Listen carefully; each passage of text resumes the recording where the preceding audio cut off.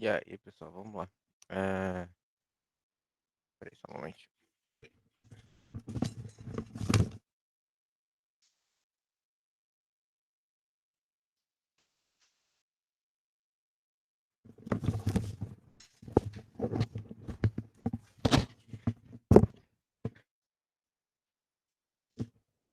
Bom, vamos lá. Vamos continuar aqui a nossa parte de análise sintática, certo? E a gente estava trabalhando mais na parte prática, então hoje a gente vai fazer um código mesmo, né? Trabalhar com programação em si, certo?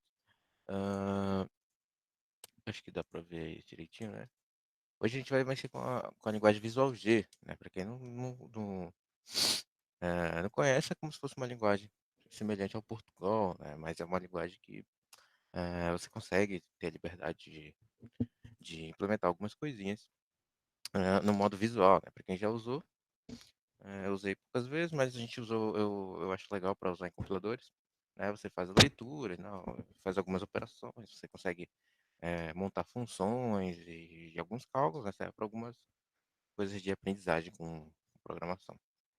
Então é bem interessante, bem simples, de certa forma, e a gente vai tentar montar hoje ela aqui no Gauss, certo? Então, a gente vai seguir aqui o nosso roteirinho, né? O nosso roteiro do Visual G, certo? E deixa eu só focar aqui no. A gente vai focar no Gauss. Vamos focar aqui no Gauss.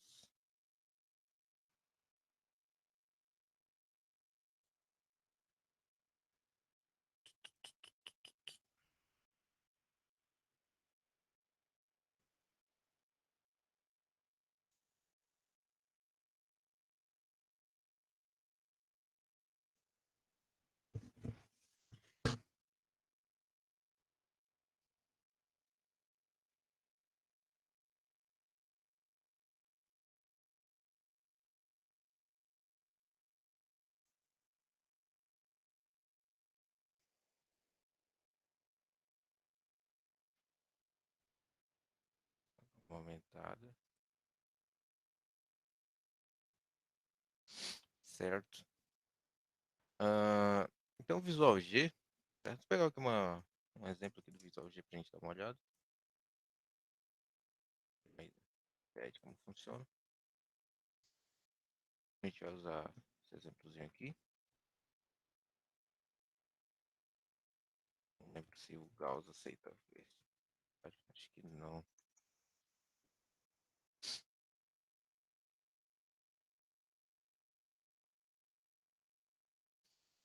A gente vai fazer assim.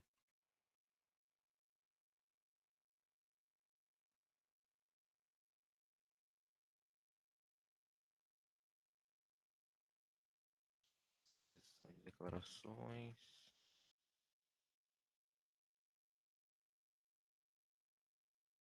Certo? Isso aqui é uma carinha de um programa ah, no, no, na linguagem Visual G, certo? O Visual G, basicamente, ele tem uma estrutura onde você define, né, o algoritmo e o nome do algoritmo, certo? Você tem uma seção, e essa seção... Deixa eu mostrar assim.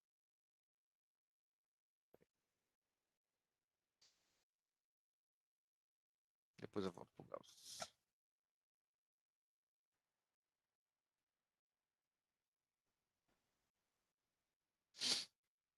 Certo? A gente tem uma seção que é essa seção aqui do algoritmo, certo?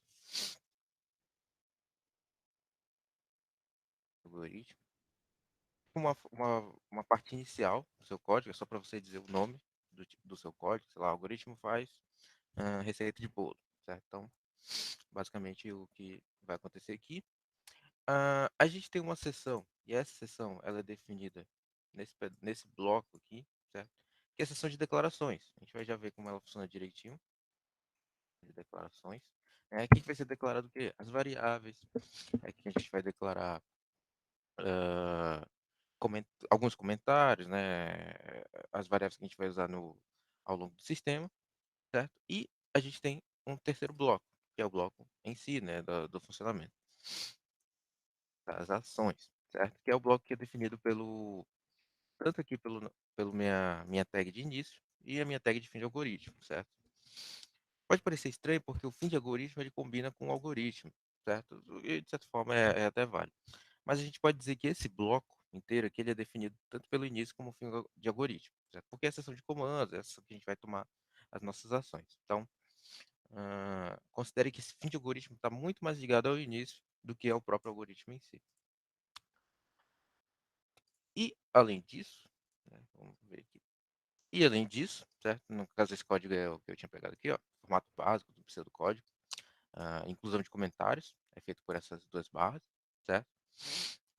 E como a gente pode ver aqui, né, a primeira linha é composta pela palavra-chave algoritmo, seguido do seu nome delimitado por aspas duplas, certo? Então essa definição aqui é toda bem projetada, é toda bem elaborada para o projetista do compilador, certo? Por isso que Visual G é uma linguagem bacana para a gente ver aqui, que a descrição é bem simples e bem direta. Este nome será usado como título nas janelas de leitores de dados. Aqui é mais para quem vai mexer com esse visualzinho, né? Certo? A gente não vai ligar muito para isso. Ah, opa. A seção que segue é a declaração de variáveis, que termina com a linha que contém a palavra início, né? Que é aquele outro bloco que eu estava falando. Deste ponto em diante, é a seção de comandos, né? Que é a tomada de ações. E ela vai até que se encontra a palavra-chave fim de algoritmo, certo? Então, basicamente, isso que a gente tem no nosso código de Visual G. Alguns tipos de dados que a gente vai trabalhar aqui, certo? A gente vai usar só os simples, são todos simples, na verdade, né? O inteiro, real, cadeia de caracteres e as variáveis lógicas, certo? Ah, Nomes de variáveis e declarações, 30 caracteres, a gente não vai olhar muito isso aqui por enquanto, ok? Depois a gente dá uma olhada. Mas para vocês que já olharam lá, a gente já viu, na verdade, isso nas aulas de análise léxica, certo? Existe como a gente definir na nossa expressão regular justamente esse tamanho aí, né? Esse tamanho de 30 caracteres. E a nossa seção de variáveis, ela vai ser definida assim, certo? A gente vai ter aqui uma variável chamada var, certo? Onde vão ser definidas todas as variáveis.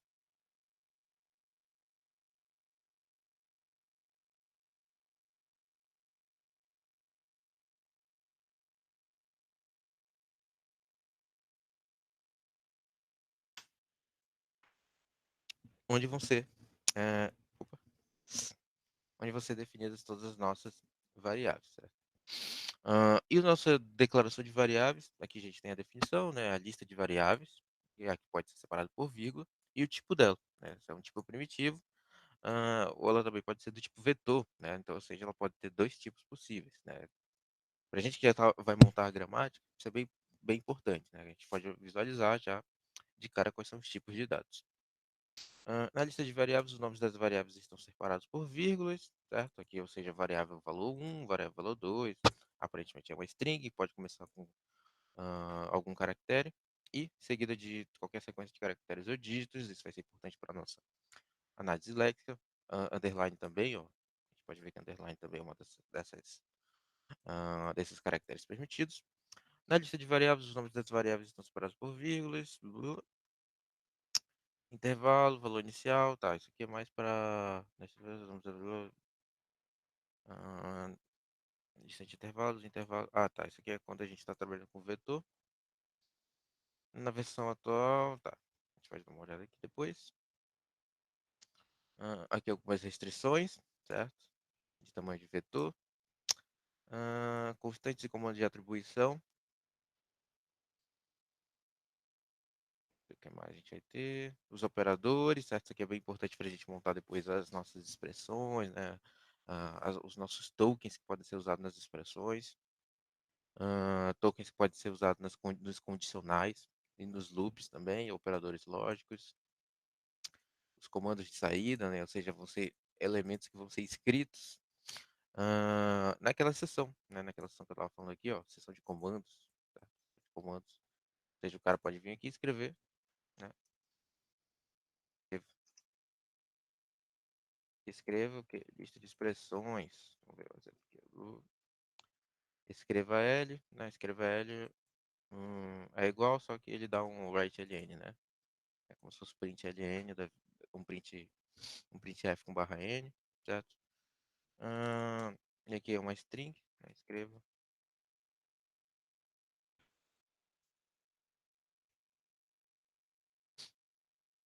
Qualquer coisa. Sendo que a nossa declaração, a gente pode ver aqui que é dentro do início, ou seja, a gente vai colocar algum exemplo aqui real já para a gente dar, tá? Var, x real, a gente vai usar esse exemplo como esse, acho que como exemplo, certo? Var x real, y, 1, 2, 3, 4, y, é isso, inteiro,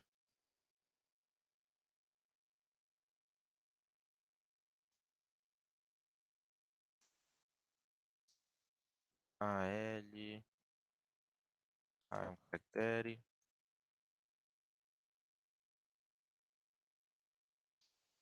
aí vai ter no início e a gente vai fazer atribuição, né, de variáveis, qualquer coisa aqui. 2, 3, 4,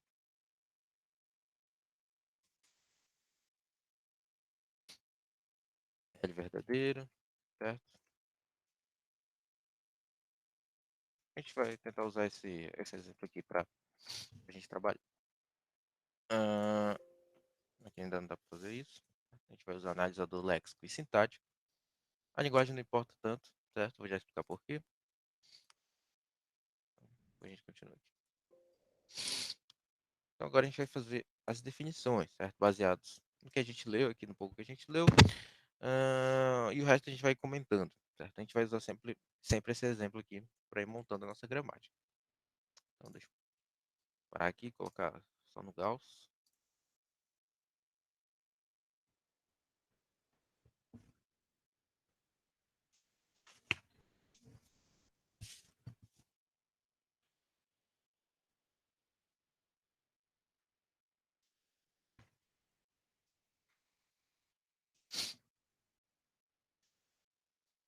Bom, vamos lá. Primeira coisa que a gente vai fazer é fazer as nossas definições regulares, né? Ou seja, definições de elementos que a gente vai usar para construir o nosso analisador léxico, certo? Ou seja, fazer a parte dos tokens aqui, né? Nossa janelinha de tokens.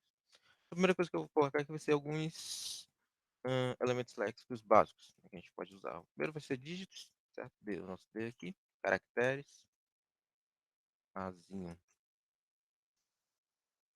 Azinho, Bzinho, Azão, Zezão. A gente viu que underline era uma coisa que poderia ser construída aqui, certo? Nome variável. Viu que esse era um tipo válido, então a gente vai utilizar ele aqui. Então, vou colocar aqui uma definição léxica para o underline. Ah, além disso, a gente vai ter o comentário, certo? Comentário também, ó. Tem uma definição de comentários aqui no nosso código. Espera aí só um momentinho.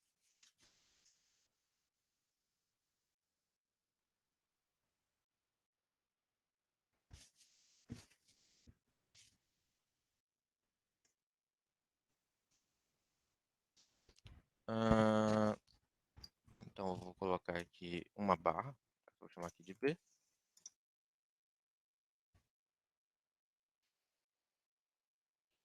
Léxica. Vou colocar alguns lixos, certo? Alguns lixos, certo? Ou seja, coisas que para o nosso analisador sintático não vão importar tanto, né? E para o nosso analisador léxico, que é o quê? São os próprios comentários, vão ser os espaços, vão ser os barras N, os barras R, certo? Então a gente vai colocar aqui. Eu tinha mostrado numa das aulas de análise léxica, N, barra R, barra T, barra tab, né? E os comentários, né? Então, vou colocar aqui, take comments. Coloquei um nomezinho diferente, mas tanto faz, poderia ser só comentários também. Deixa eu colocar só comments. E o nosso comments, ele vai ser basicamente a barra, né? A gente percebe aqui que ele é barra. E ele continua, né? Aparentemente o cara pode escrever qualquer coisa até chegar no barra N, né? Ou seja, até ele dar isso aqui, fazer uma nova linha. A gente vai fazer assim, colocar duas barras em sequência, opa, ah, seguido de qualquer coisa, exceto, né? Ou seja, ele vai continuar até ou seja, definido aqui pela negação, né, do nosso sinalzinho de chapéu, até ele encontrar ou um barra N ou um barra R, certo? Asterisco. É, pode ser. Não, precisa, não é obrigatório não, mas poderia ser um asterisco, certo? Então acho que aqui a gente já pode usar essas definições léxicas para começar a trabalhar. A gente vai definir os nossos tokens, certo? Sejam os elementos que vão ser reconhecidos pelo nosso analisador léxico, certo? Ah, que elementos a gente vê aqui? Certo? Os elementos básicos que a gente consegue ver são as próprias variáveis, certo? Ou seja, são um conjunto de caracteres, certo? Ah, e a gente tem esse cara aqui, ó. Esse cara aqui é um especial, né? O algoritmo sem nome, ele é definido pelo quê? Como a gente viu lá no PDF do Visual G. Ele é qualquer sequência de caracteres delimitado por uma aspas, tanto na entrada como na saída, né? Ou seja, abre aspas, alguma string, fecha aspas, certo? Então, a primeira string, o primeiro token que eu vou definir vai ser esse token, tá? Só um token específico, certo? Então, eu vou chamar ele aqui de tstring, eu vou definir todos os meus tokens com essa nomenclatura aqui, certo? Organizar, só para vocês saberem o que é um token, quando a gente for aqui para a nossa análise sintática. Então, eu vou definir aqui meu token de string, ele vai ser aspas, né? Abre aspas, e qualquer sequência, né, de caracteres ou dígitos. Então, eu vou chamar ele aqui de C, ou seja, qualquer caractere ou qualquer dígito. Ah, eventualmente, o cara poderia escrever coisas assim, né? Certo? Underline e tal. Vamos considerar que ele só pode escrever nomes ou dígitos. Certo? Isso, decisão de projeto. A decisão sempre é do projetista, do compilador. A gente não viu nenhuma restrição desse tipo lá no manual. E para a gente não fazer exatamente igualzinho ao manual, a gente vai colocar aqui, o cara só pode escrever caracteres ou dígitos. E seguido aqui pelo nosso fecha aspas. Eu vou definir aqui o meu token daquela string, certo? Então, além disso, tem as próprias variáveis, certo? Algoritmo, var, x, real, enfim. São conjuntos de strings, mas que algumas delas são especiais, né? Algumas delas são especiais e são, por exemplo, inteiro, é var, é algoritmo, é início, ou seja, são palavras reservadas. Então, eu vou definir primeiro, como a gente já tinha visto na aula de análise léxica, a gente define primeiro o nosso token de identificação. É o token que define as strings, certo? Aqui eu vou chamar de ID, tal que depois a gente vai definir quais são esses IDs reservados, né? Os IDs que são palavras reservadas. Então, aparentemente o ID, ele é seguido, ele começa com um caractere, certo? A gente viu, por exemplo, aqui, eu poderia ter o quê? Eu poderia ter aqui, né, valor 1, valor 2. Isso aqui é uma coisa que a gente viu e tinha lá no exemplo do PDF. Então ele é uma sequência de caracteres seguido por ou um conjunto de caracteres, ou um conjunto de dígitos, ou underline, né? Underline por quê? Porque existe esse cara aqui, certo? Então, podemos ter underline sim. Nossa, usam. E aqui num fecho geral de clean, certo? Porque eu estou garantindo que pelo menos um caractere vai acontecer. Como esse caso aqui, o x recebe 2.5, L, né, vai receber o verdadeiro, e por aí vai. Além disso, eu posso definir meus tipos de variáveis, né? Eu tenho que, a gente viu que lá tem real, inteiro, caractere e lógico, certo? Vou definir isso aqui. Lógico, deixa eu ver. Lógico, é isso mesmo. Lógico e tal, que esse lógico pode ser falso, falso ou verdadeiro. Então, eu vou definir aqui os meus tokens de tipos de dados. Então, primeiro, de inteiro. Inteiro é qualquer sequência de dígitos, pelo menos um.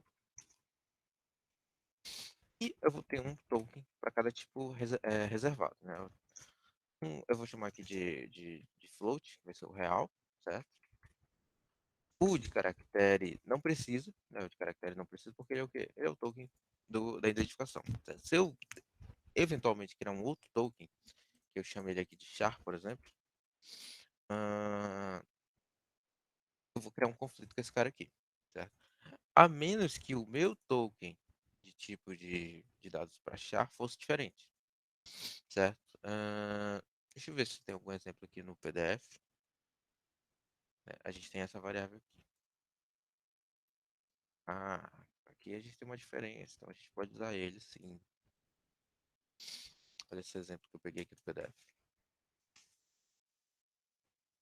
Isso aqui pode acontecer, certo? O nome do aluno é uma variável, ele vai receber José da Silva. Aparentemente, uma string é o quê? É parecido com essa própria string aqui.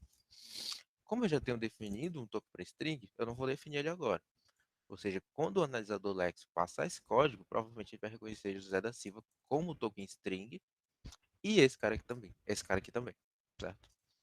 Então, o char não precisa, né? Senão, se a gente fizer um só para char, vai conflitar com esse cara aqui, né? Que é o de ID. Você vê que basicamente a única diferença entre eles é o delimitador, né? O aspas duplas. Ah, mas por que, por exemplo, ele não define só esse pedaço aqui como TID, né? Como token ID? Porque tem a precedência, certo? Token string vem primeiro. Então, a primeiro token que ele tenta reconhecer vai ser esse cara aqui. E depois ele vai tentar reconhecer esse. No Gauss, isso aliás, na maioria das ferramentas, Flex também faz isso. Existe a procedência, né? Então, se eu construir um outro token, né? Uma outra expressão regular, que ela seja um subconjunto de alguma expressão que já apareceu, ela vai acabar não aparecendo, porque tem a precedência, certo? Então, tem precedência aqui nas nossas expressões regulares também. Então, float vai ser o quê? Qualquer sequência de dígitos, seguido por um ponto. E, novamente, né, qualquer sequência de dígitos. Vou colocar no mais aqui para pelo menos ter números desse tipo, certo? Ou 0.1, ou enfim, 0.0, por aí vai.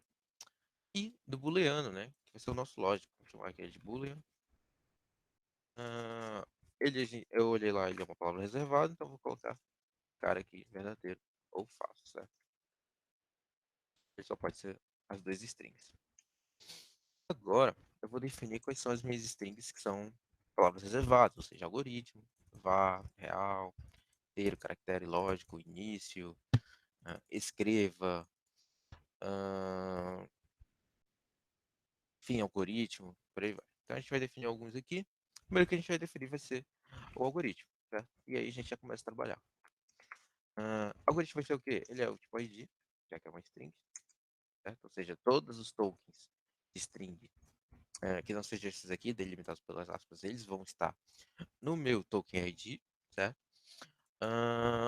E tal que essa palavra reservada vai ser o quê? Vai ser algoritmo. É assim que a gente define as nossas palavras reservadas aqui no Gauss. Professor, eu quero saber como definir certas coisas específicas no Gauss. Vocês podem dar uma olhada bastante aqui, certo? Deixa eu ver se está aparecendo. Está aparecendo, né? A documentação, certo? O Gauss tem uma documentação dentro do próprio programa, é bem interessante, certo? Eu costumo não usar muito, mas ela é bem interessante. Então, você tem aqui, ó, por exemplo, como vocês definem as palavras reservadas. Aqui tem a definição da expressão regular dos tokens. E como você disse, quais são essas palavras reservadas? Ó, begin é um token, certo? Ele é do tipo ID, né? Ele é definido aqui por essa expressão regular. E ele vai ser definido por esse token quando o resultado do meu ID for igual a begin, certo? Então, basicamente isso. Então tem muita coisa aqui que, inclusive, a gente vai usar aqui nesse exemplo, que a gente tem essa documentação, certo? É bem bacana, bem interessante a documentação aqui. Beleza, era só para mostrar essa parte, certo? Então a gente vai definir aqui os principais, certo? Token de algoritmo, vou mudar aqui. A gente viu que também a gente tem o var, o início, certo? Vou colocar aqui o var, o início e o fim algoritmo. Vou definir logo os tokens para esses caras. Então, token, fim algoritmo, token, início e o meu devar. Então a gente já vai começar a trabalhar. Logicamente eu tenho que eliminar os meus lixos, né? Eu não vou utilizar eles, então eu posso descartá-los. Então a gente coloca normalmente aqui pro final. Então, lixo, tudo que aparecer em lixo eu vou descartar, ou seja, estou fazendo o quê? Eu não estou definindo ele para nenhum token, né? Não tem token lixo. Se eu quisesse manter ele, eu poderia manter, certo? Mas ah, não gera nenhum ganho, né, para o nosso compilador. Então, não estou definindo ele para nenhum token, ou seja, vai ser só descartado. E aqui eu vou descartar também os meus comentários, certo? Então, comments, vai aparecer ele também, vai ser descartado, certo? A gente vai agora para o nosso terminalzinho aqui. Aqui eu percebo que conjuntos de terminais não vazios, é porque eu estou usando analisador léxico e sintático, certo? Então vou colocar o léxico aqui só para a gente dar uma olhada. Vou pegar esse código aqui, vai replicar ele, mas a gente vai tirar esses comentários.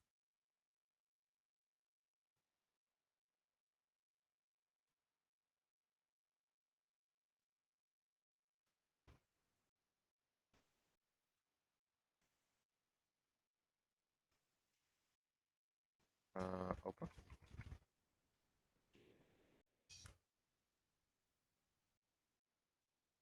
Pronto, então a gente tem o nosso código aqui, o algoritmo sem nome. Tal que tudo isso aqui é comentário, certo? Aqui é a nossa declaração de variáveis. O nosso bloco de sessão de comandos, né? E um comentário, inclusive. E aqui os comandos que a gente está usando, certo? Então a gente vai simular o léxico. A gente tem um erro aqui. Ah, tá. Como vocês estão vendo, existem algumas palavras, alguns caracteres especiais. 2 pontos. Tem esse aqui, ó, que é o de atribuição, certo? Não tem nenhum de operador, mas se tivesse de operador também, eles estariam aparecendo. Então a gente tem que definir eles aqui. Não necessariamente a gente precisa definir eles para um token, certo? Principalmente nessa fase que a gente ainda está trabalhando mais na análise sintática. A gente pode definir eles aqui só como strings que vão aparecer. Isso aqui, mesmo que a gente defina na gramática, a gente também precisa definir no analisador léxico, senão ele não vai reconhecer qual é o caractere que você está passando. Vírgula, vírgula é o quê? Para separar aqui as nossas variáveis, ó, a vírgula aqui. E o de atribuição, né? Acho que foram esses que a gente viu. Então a gente vai ver aqui, ó. Pronto, agora ele definiu os tokens, certo? Os tokens certinhos para cada elemento. Perceba que nesses tokens de caracteres especiais, ele não define para nenhum token específico, né? Ele só diz, eu achei 2 pontos aqui, achei uma vírgula, achei um sinal de atribuição, tudo mais. Então, ainda tem um erro léxico. Tem uns parênteses, aqui. Vamos definir aqui os parênteses. E agora? Here. Tem as aspas duplas.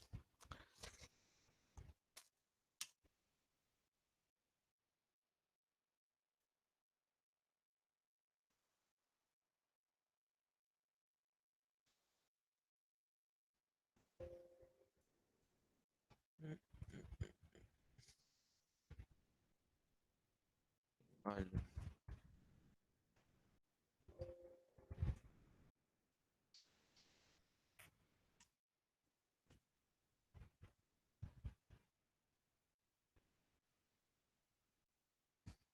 Hum, Seria uma string. Mas ele pode não ser uma string. Deixa eu ver. Colocar aspas.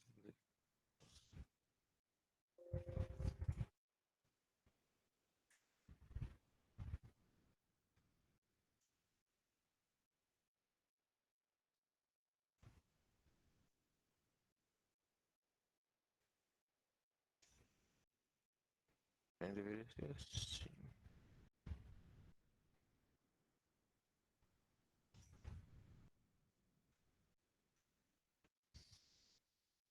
Reconhecendo o caractere.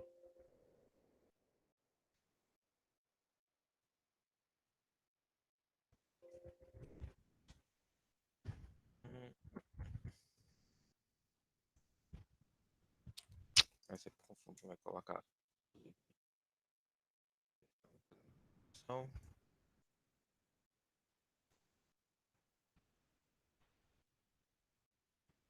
pontuação.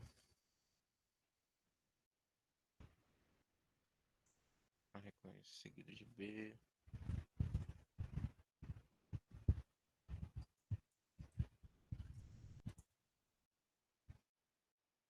Para utilizar como os caracteres normais, deve-se precedê-los por barra.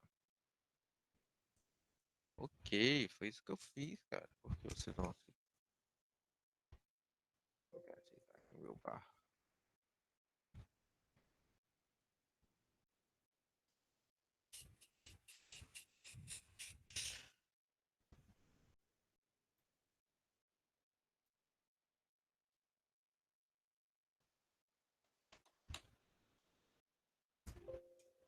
Será que eu vou ter que colocar uma definição regular para esse cara? PB.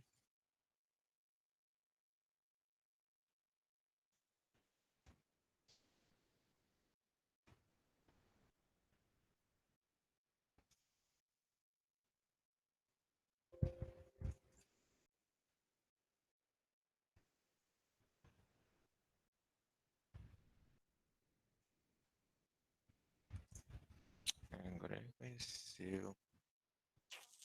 Eu não quero ele desse jeito.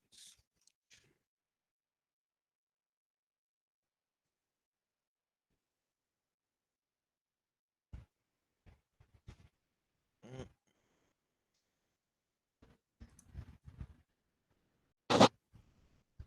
certo. Vamos deixar assim, depois a gente dá uma olhada aqui onde a gente montar a gramática. Então a gente já viu que está reconhecendo. Agora a gente vai para a parte que interessa, aqui, nossa gramática. Certo? Então a primeira coisa que a gente vai fazer vai ser declarar alguns símbolos aqui, né, terminais, certo? A gente vai usar aqui o programa. Sabe que o programa é o quê? É uma sequência que tem algoritmo, aí segue aqui o nome do nosso algoritmo, ah, tem uma sequência de coisas que vão estar no nosso bloco de declarações, né, seção de declarações. Ah, ah, o bloco que é definido pelo início e fim de algoritmo, que é a seção de comandos. Então a gente pode começar a montar a gramática por aqui. A primeira coisa que a gente vai ver é que programa ele é definido pelo quê? É definido pela nossa token de algoritmo. Né? Perceba que T algoritmo é quem? Algoritmo. Certo? T algoritmo seguido de uma string. Certo? Então, a gente vai dividir aqui só para não ficar uma gramática bem grande. Então, vou chamar aqui de programa 1, uma nova variável. Certo? Então, o programa começa com isso aqui. E programa é a nossa variável inicial. Certo? Programa 1. Programa 1 vai ser a minha string, certo? Ou seja, token string. Eu vou chamar aqui de programa 2. Não, eu vou chamar de bloco de declarações. Programa declarações, certo? Programa declarações vai ser, deixa eu só separar. Programa declarações vai ser o meu bloco de variáveis, ou seja, vai ser esse bloco aqui. Então eu vou chamar aqui de var bloco, var declar bloco. E depois dele, ele vai ser seguido pelo quê? Pelo bloco de seção de comandos, né? Eu vou chamar ele aqui de bloco de statements, certo? Statements, bloco. Vou precisar definir esse cara aqui, certo? Todas as variáveis não terminais, ou seja, variáveis da gramática, eu preciso definir elas aqui nesse ladinho, né? Nesse lado esquerdo aqui, certo? Então, o que esse meu algoritmo vai reconhecer até agora? Ele vai reconhecer isso aqui, certo? Algoritmo, sem nome, e depois ele vai vir aqui para o meu var declarar bloco e stm bloco. Então, a primeira coisa que eu vou fazer é colocar esses dois aqui na lista de símbolos não terminais.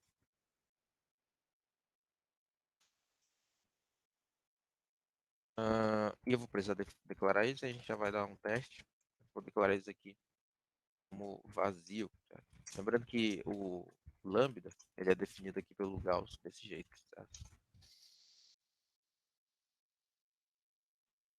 Então, se a gente rodar aqui, esse cara, ele já vai funcionar, certo? Olha aqui tem um caractere especial. Vou colocar só José, depois a gente lida com isso. Pronto, aqui tá. Nosso analisador do léxico tá ok, tá funcionando direitinho. E perceba que agora ó, a gente tem o quê? ele achou o teu algoritmo, certo? A nossa linha de derivação. Achou o teu string, mas era esperado o fim da sentença, né? Ou seja, ele não conseguiu completar, né? Porque o que vai acontecer? Ele vai montar o teu algoritmo, vai para programa 1 ele vai montar teu string, que é aquilo que ele fez, e depois ele vai para o programa de declarações, né? Ou seja, teria que vir vazio. E por quê? Porque a produção de programa de declarações é var declarar bloco e stm block, e os dois derivam em produções nulas, certo? Produções lambda. Por exemplo, esse algoritmo aqui funcionaria, certo?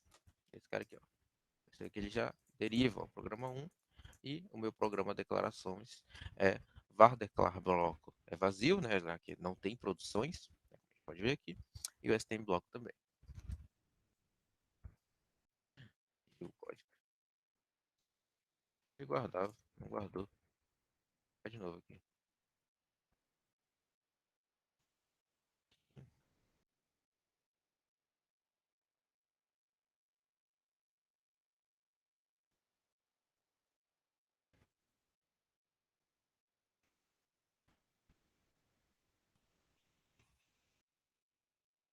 Pronto. Aqui vai dar o erro, né? Porque a gente está falta definir corretamente a gramática. Vou tirar esse acento aqui. A gente lida com ele, vocês vão lidar com ele no trabalho. Agora a gente vai definir como é a nossa sessão de declaração. Perceba que comentários já foram ah, descartados. Certo? Você vê aqui pelo nosso análise do Lex que comentários nem é analisado. Certo? Comentários são rejeitados. Certo? Então, neolítico, meus comentários são rejeitados. Então, a gente não se preocupa com eles na gramática, por exemplo. A gente vai se preocupar só com isso aqui, ó. Minha declaração de variáveis, que é o meu aqui, o meu var declarar bloco. Então, como é que eu vou definir isso? A gente percebe que esse var declarar bloco, ele começa por uma variável especial, que é o tvar, né, que a gente já definiu aqui, ó.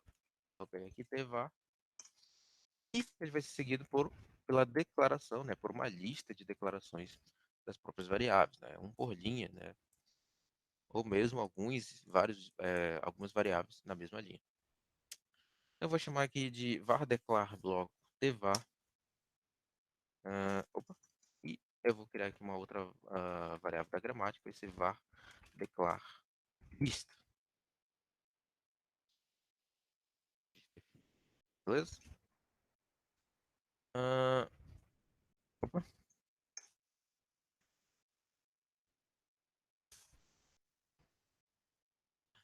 E, ao mesmo tempo, né, ele pode ser vazio. Certo? Percebe que eu posso simplesmente não declarar variáveis. Isso é ok, né? Isso é fácil ver. Posso criar um código sem essa seção. Certo? É uma seção opcional. Tal que o meu início pode ser o quê? Eu escrevo Hello World. Certo? Esse pode ser o Word. Então, vou definir esses dois modos. Vou colocar esse cara aqui por enquanto, produzindo em vazio. Vou falar aqui rapidamente só sobre o que parser a gente vai usar, certo? Percebe aqui que está dando erro, né? Porque ainda falta. Eu percebo que ele já reconheceu o tvar, mas falta reconhecer aqui o nosso declarar list. Sobre a análise do sintático, certo? Só para falar rapidamente.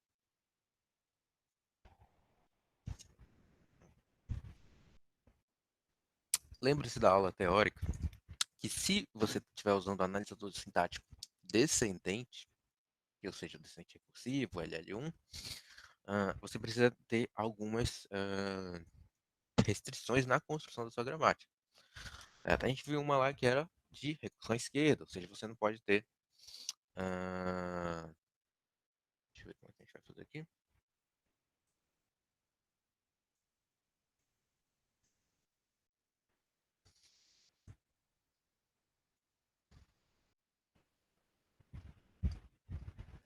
A gente não pode ter o quê? A gente não pode ter. Tá. Já. A gente não pode ter aquela produção desse tipo, certo? A razão deriva em razão azinho, por exemplo.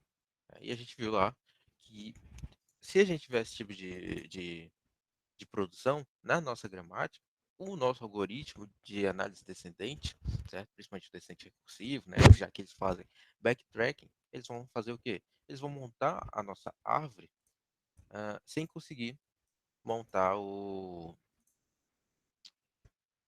Fazer assim, né?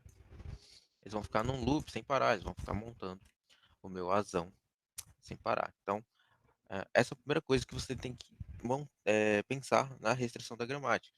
Se você eventualmente utilizar aqui o analisador sintático descendente, né? Vocês vão ver por padrão que o Gauss marca esse cara aqui, né? A gente vai já explicar por quê.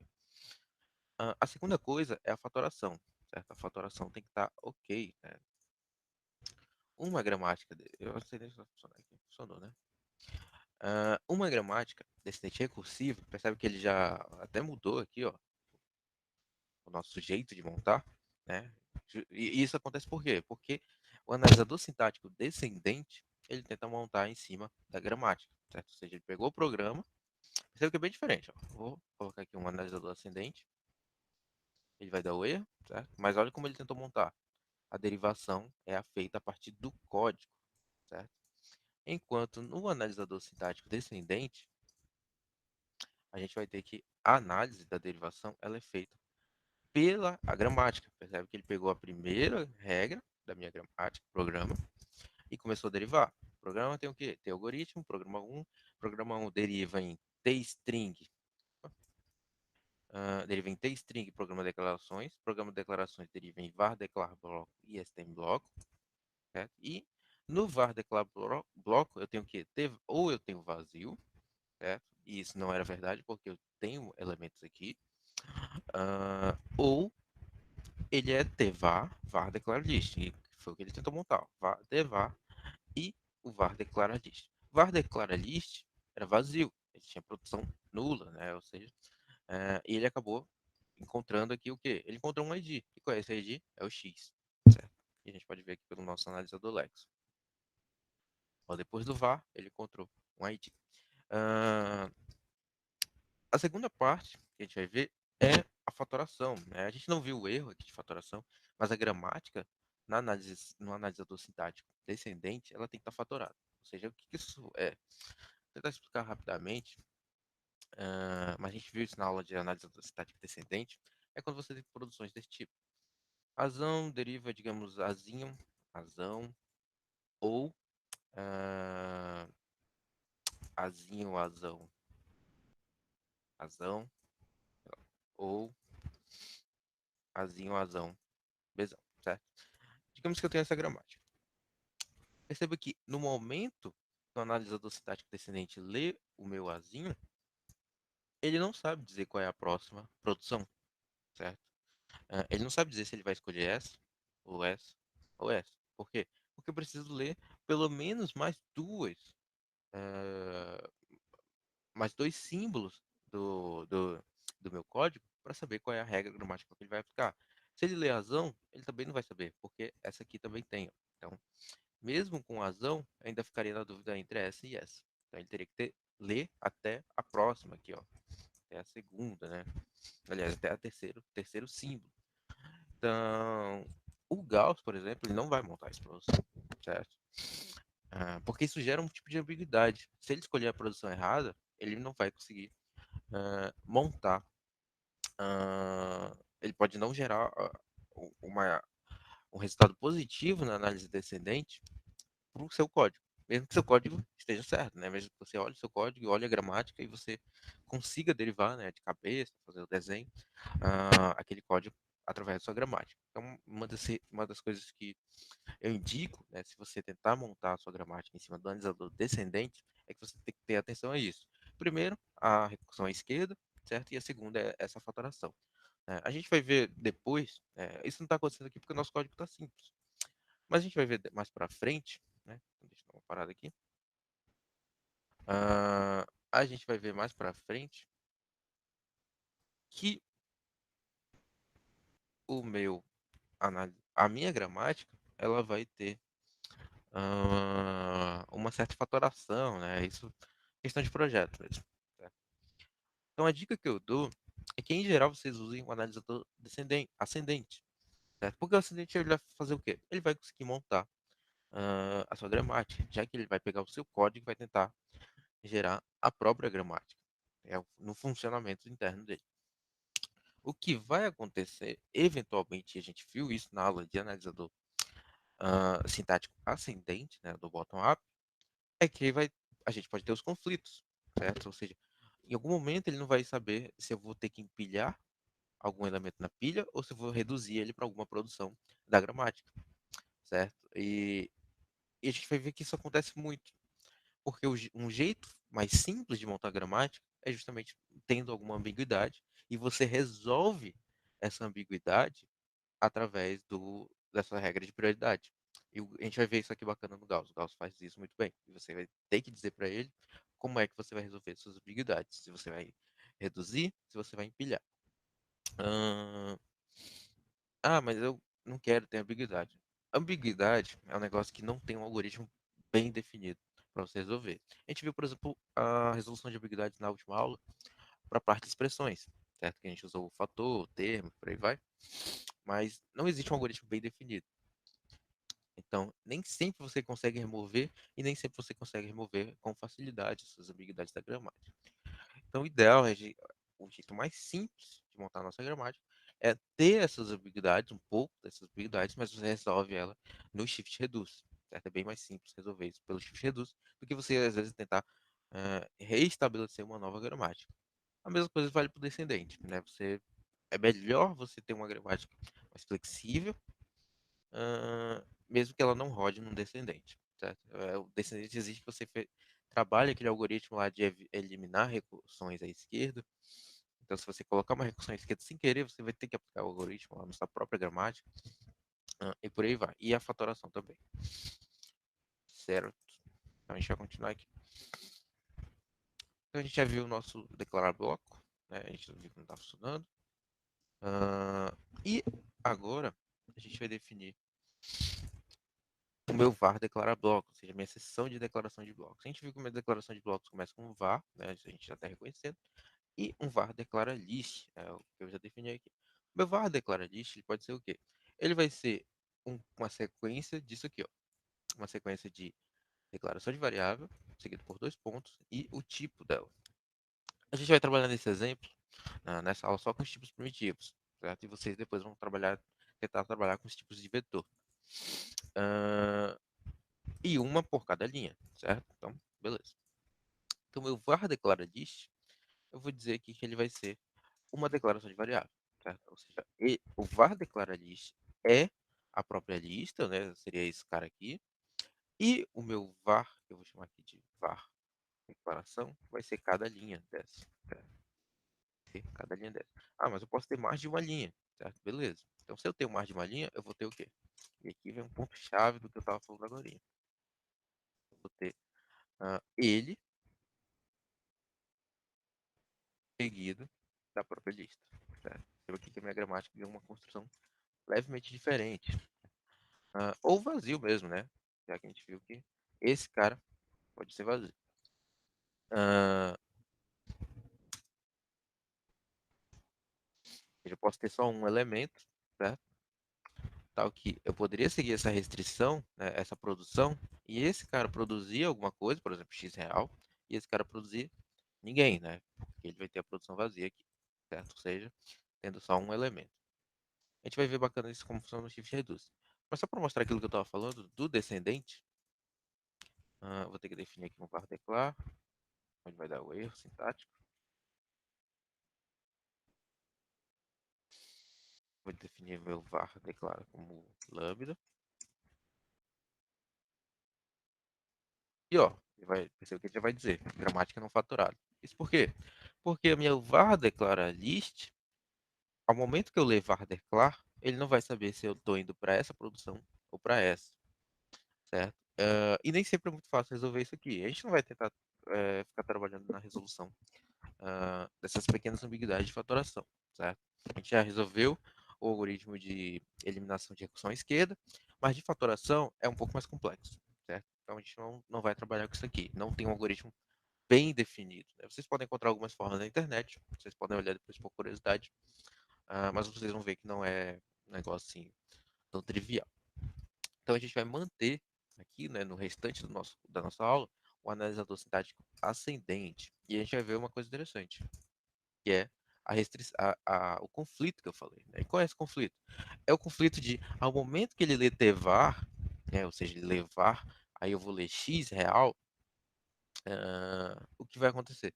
Ele quer saber se ele encontrar um vazio, certo? Ou seja, eu vou estar aqui nessa produção, var declara list, e se eu encontrar vazio, o que, que eu vou fazer? Se eu vou reduzir pela produção, ele fala aqui, né, produção 8 ou 7. A gente pode contar quais são essas produções 8 e 7. 1, produção 2, produção 3, produção 4, produção 5, produção 6, produção 7, produção 8. Certo? Então, a gente sabe que essa aqui é a produção 7 e essa é a produção 8. Certo? Eu vou definir o número da produção aqui só para a gente ficar de olho. 6, é isso? Isso é uma coisa que a gente pode fazer no Gauss, certo? Que é definir esse hashtag, um númerozinho. Vou utilizar isso aqui só para eu saber qual é a produção que eu estou trabalhando. Certo? É só o número da produção, nada mais que isso. Era esperando o terminal. Isso aqui tem que ser colado aqui.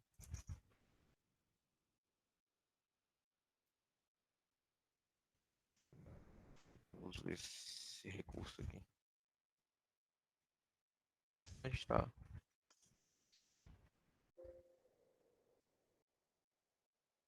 Vou colocar esse foto de comentário mesmo.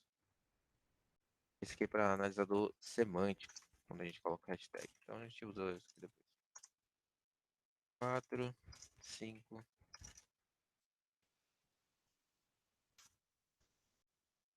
7. Aqui é o 9, mas por enquanto não vou definir. Então o que ele quer saber? Né? Quando o estado na pilha é o 7, esse estado aqui não é muito fácil de visualizar, certo? Então a gente não vai entrar no mérito do que é esse estado. Mas esse estado basicamente é quando eu estou no meu var, declara list, e eu estou lendo o símbolo de entrada é o quê? É vazio, certo? Ou seja, como se eu tivesse aqui só x real e a próxima entrada não tivesse nada. Né? A próxima linha fosse, por exemplo, início, já direto. E ele quer saber o quê? Se eu vou reduzir, né, pela produção 8 ou se eu vou reduzir pela produção 7, né? Ou seja, se eu vou dizer que ele é lambda, ou seja, eu vou transformar em quê? Se eu estou no estado da pilha que eu li x real e o próximo cara é vazio, se eu vou reduzir ele pela produção 8 ou por essa aqui. Né? Perceba que se eu reduzir pela produção 7, eu vou ter duas var declara list no meu parse sintático, na minha árvore sintática. Tal que esse segundo cara aqui, ó, que eu estou falando, ele vai derivar em vazio. Por quê? Porque o símbolo da entrada é, é é o dólar, né? Ou seja, não tem nada no próximo símbolo de leitura. Em geral, a gente vai tentar produzir pela menor, certo? Mas a gente vai ver depois como isso afeta o nosso código. Então, vou reduzir pela produção 8, certo? Que, ou seja, vou reduzir pelo vazio mesmo. Ou seja, a gente vai reduzir através desse cara. Eu vou estar em var declar, ele vai reduzir, ou seja, ele vai transformar na produção que o gerou. Lembre-se da aula de análise sintática ascendente, ou seja, ele vai virar var declara list. E deu uma outra produção aqui, que é nesse cara aqui, que é o var declarar bloco. O estado no topo da pilha é o 10, o símbolo de entrada é vazio novamente, né? É o mesmo caso que eu estou falando. E ele quer saber se eu vou reduzir, né? Ou seja, o que é isso? Ele quer saber se eu vou reduzir pela produção 5, pela produção 8, pela produção 7. Ele está dizendo que o meu var ele pode ser vazio, certo? Se eu tiver lendo aqui o Tevar. Tevar declara de 587. Se esse cara ele for vazio, certo? Se eu coloco em Tevar, certo? Eu gero essa produção, mas eventualmente esse cara pode ser vazio, certo? E ele quer saber o que eu vou fazer quando isso acontecer. Se eu vou reduzir ele através dessa produção vazia aqui, que é a produção 5, ou pela produção 8 ou pela produção 7. Se eu estou num estado da pilha que eu tenho que ler devar e esse cara aqui ele é vazio, eu vou, ah, eu vou produzir ele eu vou reduzir ele pela produção 8 só pra gente dar uma olhada. Vamos ver aqui. No nosso caso, a gente vai ter um erro sintático, porque a gente ainda não tem tudo definido. Então, eu vou remover isso aqui, ó. A gente trabalhar com esses caras aqui de cima. A nossa análise do Lex tá ok. Era esperado o fim da sentença. Vamos ver o que, que eu tinha que fazer aqui. Eu tenho meu var declarar bloco, que é ter var x real. Ah, daqui até aqui.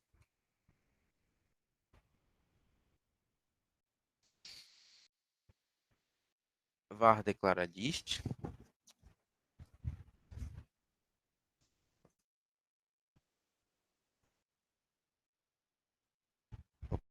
Opa, travou aqui.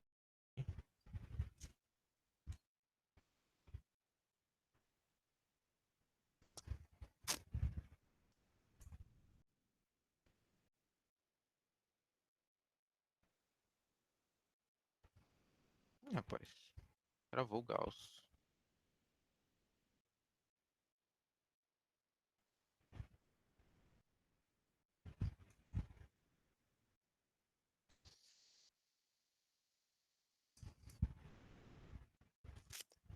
Buguei o Gauss. Consegui bugar o nossa ferramenta aqui de trabalho.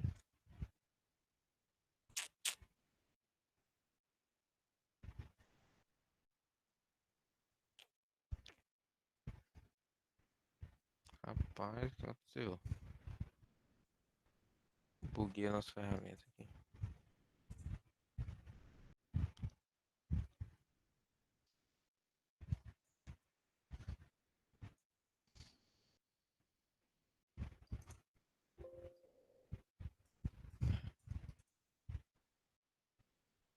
Rapaz, bugou a nossa ferramenta. Bugou. Eu vou abrir um outro Gauss aqui e já ir copiando o que, que a gente já tinha escrito. A gente vai acabar perdendo aqui o que a gente tinha montado já. Vou copiar aqui o que a gente tinha escrito.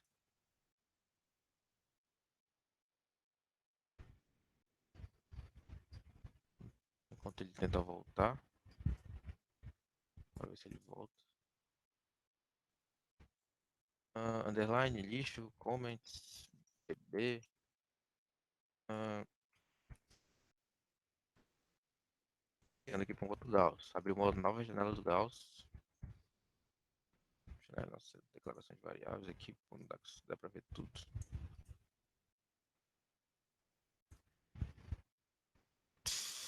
Mas o que aconteceu no Gauss?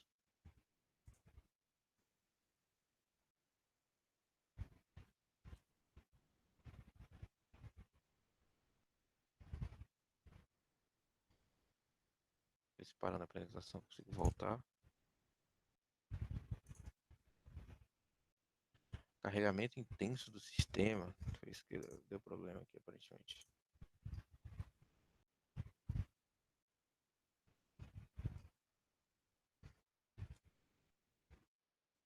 Então deixe copiando os tokens.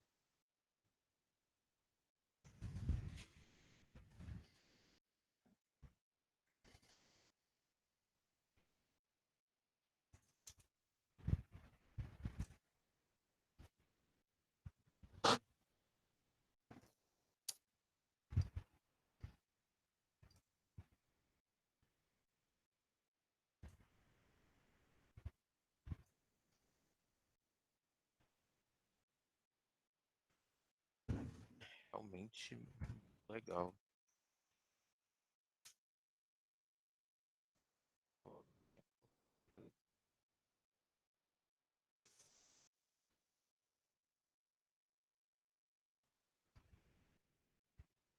Tive que fechar o Gauss. Perdemos. uma parte do que a gente tinha feito. Vou recomeçar aqui, né? Nunca tinha visto isso, travou o Gauss.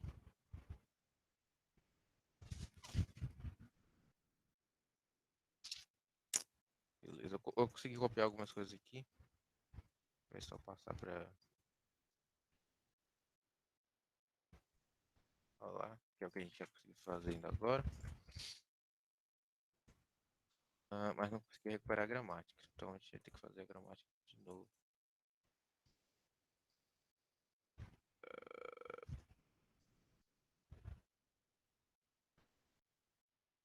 A gente vai montar a gramática. Só aumentar aqui.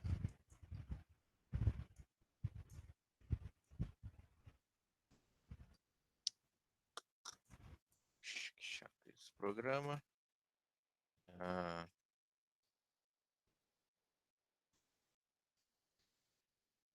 Vou chamar aqui de programa 2. Programa deriva em. A gente viu lá que era T-algoritmo, seguido por programa 1, certo? Vou contextualizar aqui o nosso exemplo. Deixa eu copiar o exemplo do, aqui do PDF do Visual G. Era esse, certo? Esse era o nosso exemplo.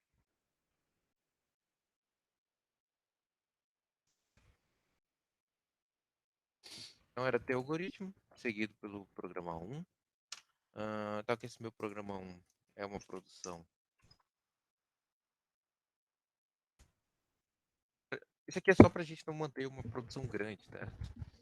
Não faz a menor diferença. Eu poderia ter colocado tudo isso dentro do próprio programa aqui. Pra dar uma fatoradinha no nossa gramática. Programa 2. O programa 2 vai ser a minha declaração, né? O meu bloco de declaração. Variáveis, né? Que a gente viu que era o que? Era assim. Tá? Vai x real. Não, aliás. Valor 1, valor 2, inteiro.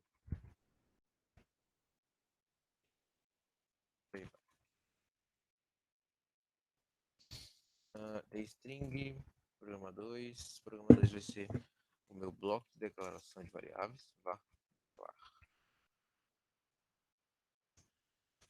E a minha seção de statements, né? Ou seja, vou ter a minha declaração de variáveis e a minha seção de comandos. Né? Vou chamar aqui de stm block.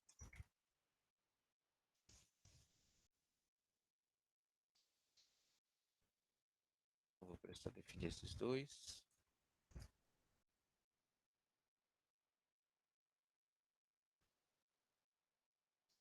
Ao que o meu. Aí é que eu vou numerar, né? Só pra gente ter a nossa numeraçãozinha.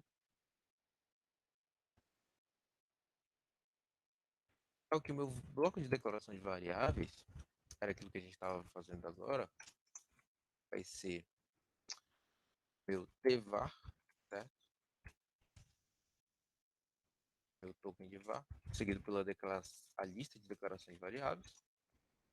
A lista, né? Acho que era assim que fala. Ou lambda, né? Eu posso não ter nada nas minhas declarações de variáveis. E o meu var declara list, vou numerar aqui, 4, sim, só o número da produção, certo?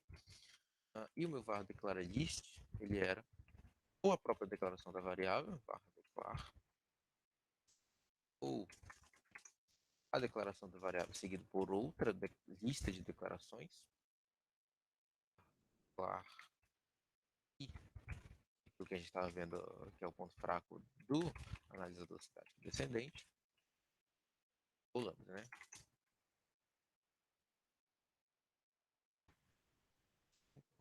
6, 7, 8. Var declara list, var declara. Eu vou ter que definir esse cara agora. Tal que o meu. E aqui acho que já foi onde a gente tinha parado, né? Tal que o meu var declar, ele vai ser o quê, né? Vai ser simplesmente esse cara aqui.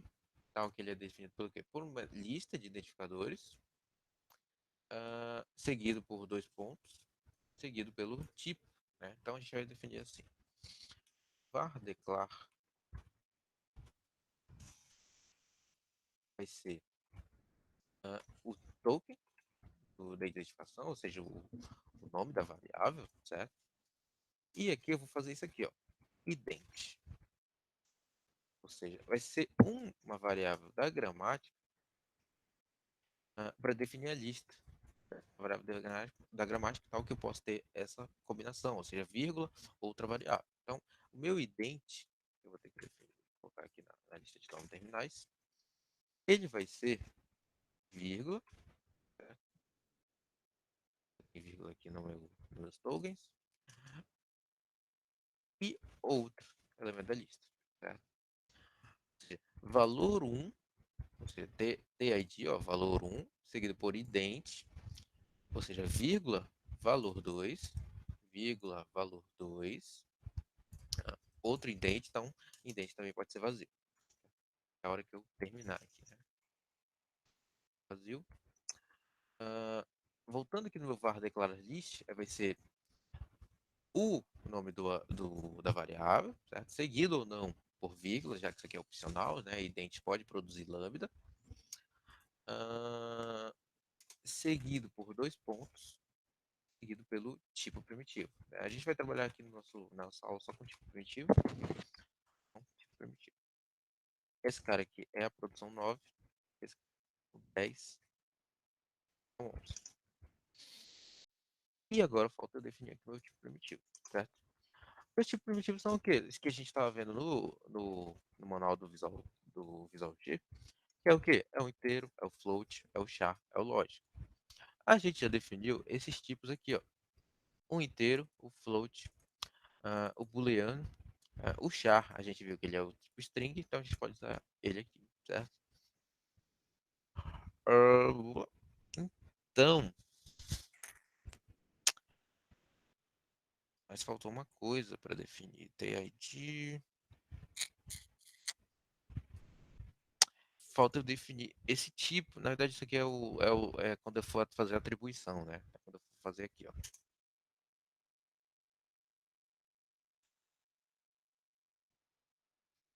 Eu vou fazer isso aqui. A seta. Esse cara aqui é aquele token, certo?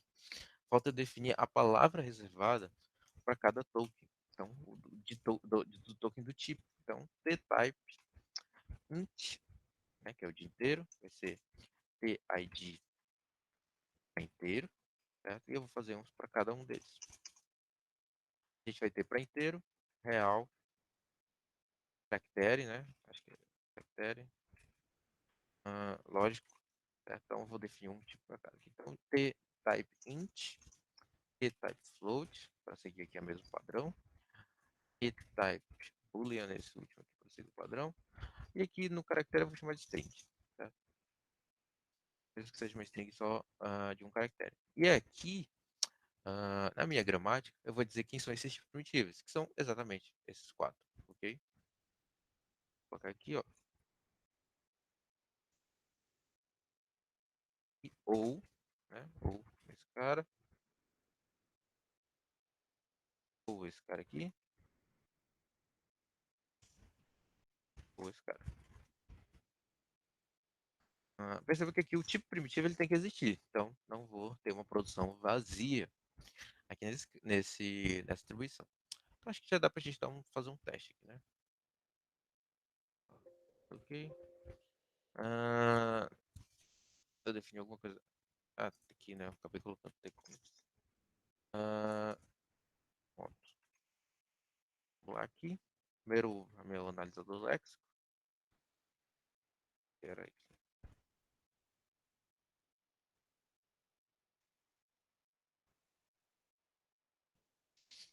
Porque esse era um código válido.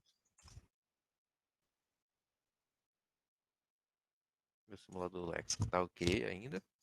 A gente vai definir aqui o meu simulador sintático. Perceba que aqui a gente já tem algumas mudanças. Essa parte aqui eu vou remover. Pode ir no Ctrl C aqui, mas essa parte eu vou remover. Porque a gente ainda não fez o meu statements block, né, que a gente chamou aqui. Então vou dar uma removida. Fica.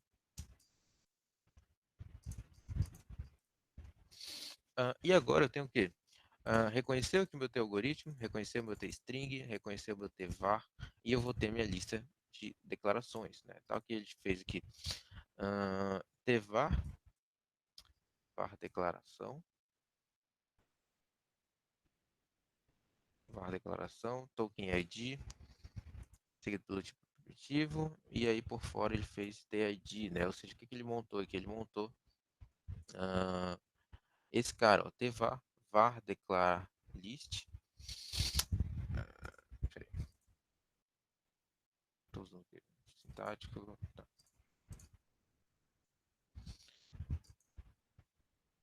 Var declara, tipo primitivo. Era esperado um ID, type int.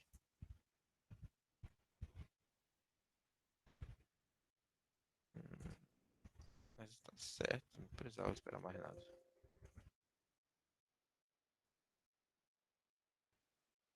Análise do Lex tá ok. Algoritmo sem nome, var, ID, dois pontos, o tipo, vírgula, type, tá certo. Mas aqui não ficou legal. Vamos ver o que tá acontecendo. Vamos analisar aqui nossa gramática, certo? Var, var declara list ou vazio. Meu var declara list vai ser a minha declaração de variáveis ou a minha declaração de variáveis seguido pela declaração lista de declaração de variáveis ou vazio. Minha declaração vai ser TID ident dois pontos. Só dar uma separada aqui. Tipo primitivo. O meu ident vai ser vírgula, token de ident ou vazio, produção vazia. E o meu tipo primitivo vai ser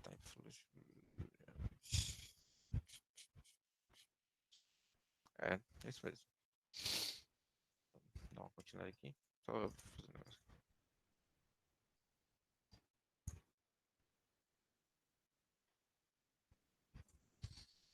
Era esperado TID. Era esperado token aqui. Deixa só. Bora fazer logo esse cara aqui, só pra não ter que ficar copiando e colando. Que é o meu statement block, né? Que é esse cara aqui, ó. Então eu vou pegar ele aqui. Statement block. Se essa aqui é a minha produção. 12,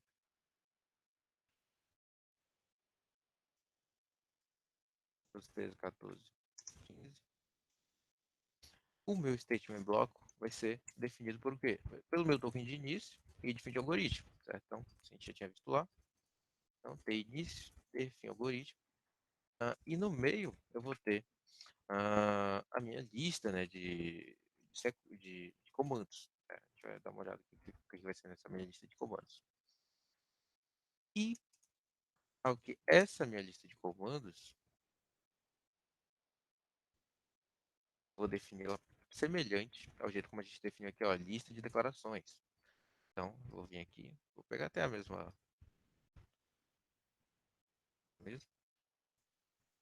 STMList vai ser a declaração do statement, certo? Ou seja, do comando em si, ou o comando seguido por mais comandos, ou vazio. Então, 15, 16, 17, 18, 19. Então, já tem 19 produções. E o meu statement vão ser os comandos em si. Quais são os comandos de uma linguagem de programação? Como a Visual G, por exemplo, é o mesmo de várias outras linguagens de programação. É atribuição.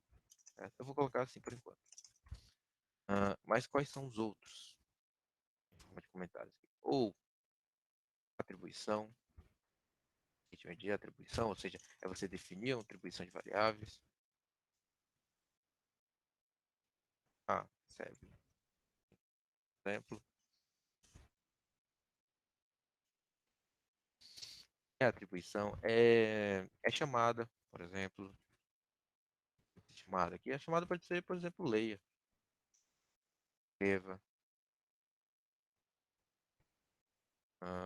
Escreva L, né? A gente viu que tinha escreva L lá no PDF do Visual G.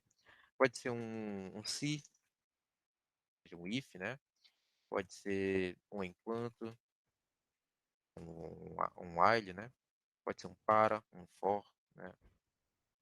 E se a gente olhar aqui deixa eu olhar aqui no manual do Visual G, a gente tem que um para, por exemplo, desse tipo.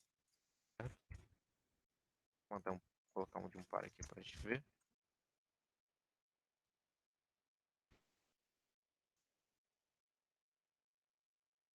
É como está definido no manual, tá? Não copiei aqui, tá literalmente no PDF. Estou mostrando para vocês. Definir um para, por exemplo. Então, esses são os meus statements. Então, mas a gente não vai para eles agora. Eu só queria definir esse cara aqui. Tá? Só o fim do algoritmo início e a lista deles. Ah, agora, beleza. Agora tá bacana. Então, deixa eu primeiro mostrar aquilo que eu estava falando dos conflitos, certo? Espera que eu vou ter que... Eu vou aumentar esse cara aqui para vocês conseguirem visualizar melhor. Vou deixar bem aqui. Perceba que ele deu uma falha aqui no topo. O estado do topo da pilha é 9, né? Como eu disse, esse lance de estado do topo da pilha, para vocês entenderem o que, que é o estado do topo da pilha, vocês vão ter que pegar a tabela do Shift Reduce e garimpar ela manualmente, certo? O Gauss não te diz o que, que é o que, que representa o estado no topo da pilha 9. Dá para a gente deduzir pela ambiguidade, certo? Ou seja, ele deu ambiguidade lá na frente, né? Então deixa eu colocar aqui no final. Deixa bem aqui. Ele deu o quê? Ele deu primeiro que no estado no topo da pilha 9, o símbolo de entrada é ter fim algoritmo, ou seja, ele vai ler o finalzinho. ah, aqui, pronto. Ele vai ler exatamente isso aqui, ó. O símbolo de entrada é esse, fim de algoritmo, ou seja, o que, que ele vai fazer? Ou seja, ele quer saber se quando o meu statement list, quando ele for ler aqui o fim do algoritmo, o que, que ele tem que fazer? Se ele tem que reduzir pela produção 18, ou seja, o meu statement list, se ele é vazio, certo? Uh, ou pela 19. A gente vai reduzir pela produção 19. Por quê? Porque o meu statement, né, se eu tentar reduzir esse cara pela produção 18, não vai fazer sentido porque o meu statement ele já vai ser vazio, certo? Que ele vai estar definido mais aqui embaixo. E o meu statement list também. Então, o ideal aqui é reduzir pela produção que gera o menor impacto, né? O menor impacto é eu reduzir ela pelo próprio vazio. Então, vou reduzir aquela produção vazia. No 11 e no 12, estado do topo da pilha é 11, símbolo de entrada é T início, reduzir pela produção 5 ou 7. Aqui não, a gente não consegue ver a produção 5 ou 7, né? Então eu vou reduzir pela produção 5, certo? Depois a gente dá uma olhada no que era a produção 5. E aqui no fim do algoritmo de novo, né? Estado no topo da pilha 14, tenho que ler o fim do algoritmo. Ele quer saber se eu vou reduzir pela produção 16, 18 ou 19. 16, 18, 19. Aqui teria que entender exatamente quem é o estado no topo da pilha 14, certo? Para a gente dar uma olhada, garimpando lá. Eu vou reduzir pelo vazio, certo? Em geral a gente escolhe o vazio, depois a gente vai analisando a ambiguidade. A gente vai olhar como ficou, meu analisador sintático. A gente viu que já deu uns erros aqui, certo? Meu var declarar bloco agora está certinho, certo? Ou seja, var seguido pela lista de declarações de variáveis, ou seja, uma produção na minha árvore sintática para cada uma, né? Faz total sentido isso. A primeira aqui é um var declarar list, certo? Que é só para definir esse cara aqui, ó, x real. Perceba aqui que ele já trocou pelo token. E aqui um outro var declarar list que vai ter um var declar que vai ser só para esse cara. Percebe que a gente vai ter dois IDs, ó. Esse aqui tá ok. E aqui ficou errado, né? Aqui, ó, percebeu que a gente ficou errado. Pegou o T início e esperava um fim de algoritmo, né? A gente tem uma seção de comandos. Eu vou deixar esse cara aqui comentado porque a gente não definiu ainda um statement aqui, ó. Statement início é statement, só que statement a gente não definiu, né? Lá embaixo tá uma produção lambda. Então vou deixar aqui, ó.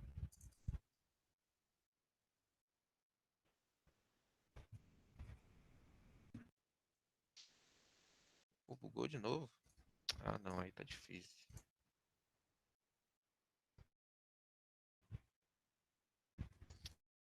Aí o Gauss não tá facilitando pra gente. A memória do Java tá no máximo aqui. No máximo, a memória do Java.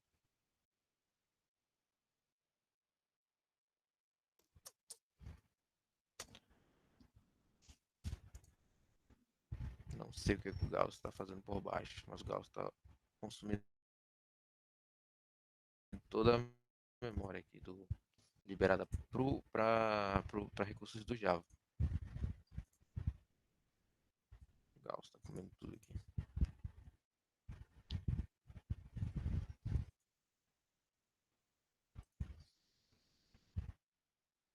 Cara, eu vou ter que finalizar aqui, porque realmente, vou até mostrar pra vocês, realmente o Gauss não tá colaborando com a gente aqui, ó. O Gauss travou, ó.